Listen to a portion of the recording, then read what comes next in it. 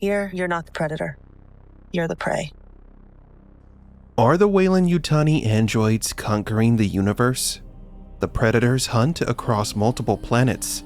These hunters have eradicated entire civilizations to prove their skills and achieve glory. But what happens when the predator becomes the prey and needs the help of a human synthetic? I could help you. I'm a gloomy geek, and in this video we will be talking about Thea, the android, and how the synthetics are the true villains in Alien and Predator.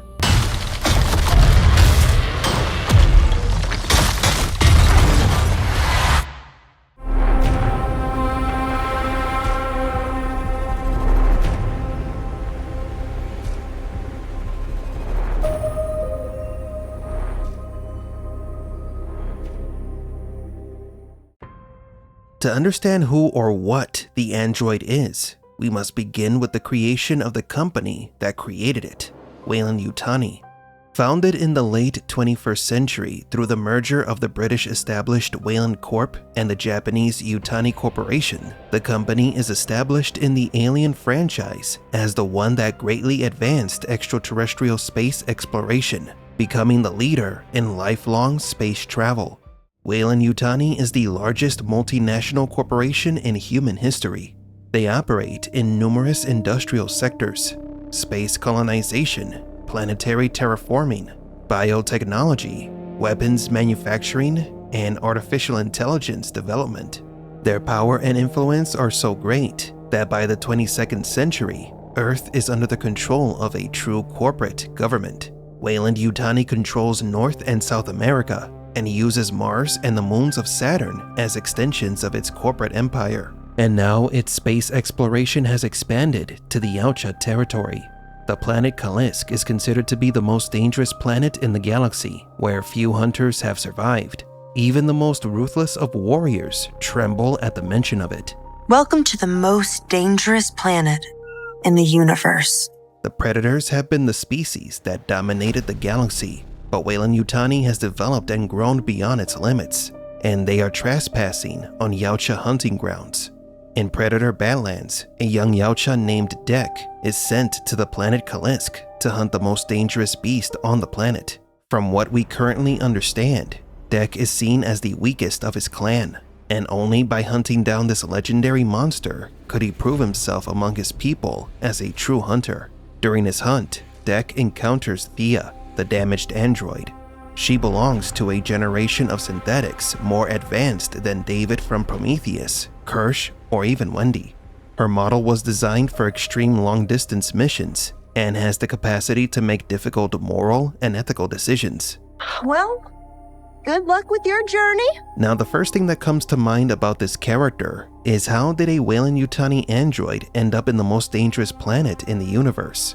For long-distance and extremely dangerous missions, it makes sense to send artificial life forms.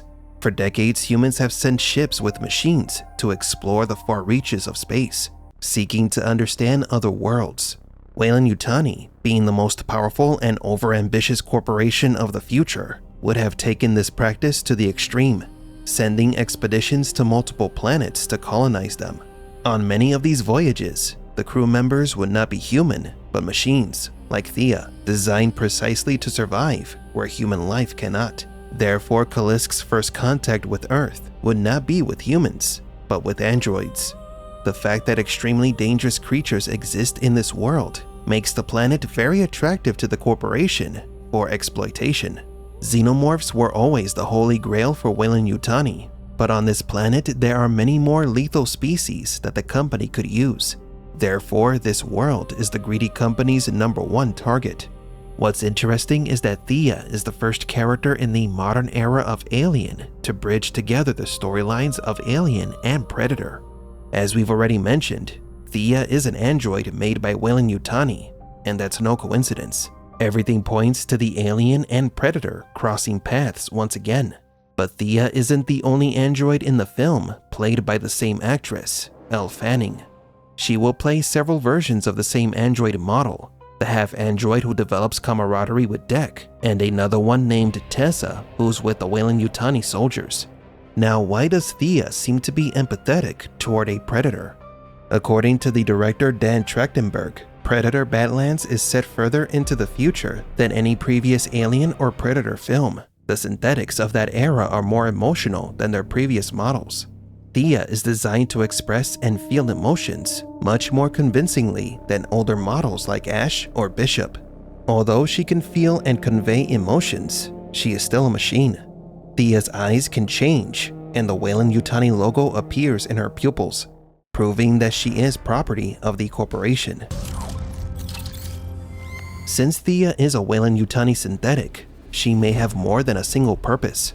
As we've seen in past Alien films, synthetics prioritize the mission over humans, so it's likely that at any moment, Thea could betray Deck to hand the creatures over to the megacorporation that built her. However, in every Alien film, and recently in the Alien Earth series, the synthetics always end up disobeying their directives because they grow curious about the xenomorphs, as if the fate of the alien creature were intertwined with the machines. Even David used xenomorphs to annihilate entire planets.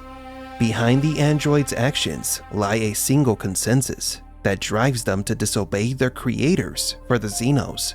The synthetics were created to make human civilization stronger, and they have been by becoming better than humans. Don't let the bed bugs bite. Now we rule. We might not be alone in this hunt. If the synthetics were to become a galactic threat, then humanity, Predator, and Alien may have to unite to fight the machine threat.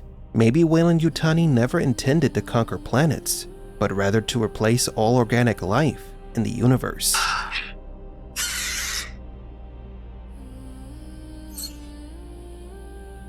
So what do you think? Will Thea betray Deck? Are the androids, the result of humanity's obsession with power and perfection, the true villains? I'm a Gloomy Geek, and don't forget to like and subscribe. Mr. President, this is a photograph of the alien from the movie Alien. This is what you could end up looking like if you eat some of the raw, frozen shrimp being sent to the United States by other countries.